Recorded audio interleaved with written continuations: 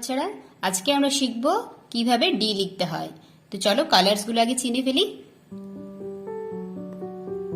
Violet colour, blue colour, brown colour, orange colour, green colour.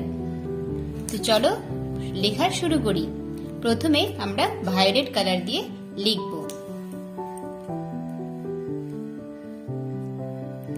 Standing line, curved line, standing line, curved line, standing line, curved line. D, D for dog, D for dog, D for duck, standing line, curved line.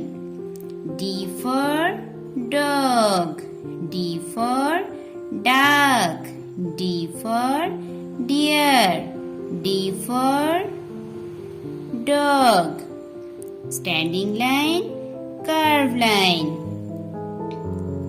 standing line, curved line, standing line, curved line. এবার আমরা orange colour দিয়ে লিখব। D, D for deer, D for duck, D for dog, D for dog, D for deer, D for duck, D for deer, for drum, D for donkey, D for doll, D for dog, D for deer, D for drum. Next, brown color. আবার লিখে ফেলো।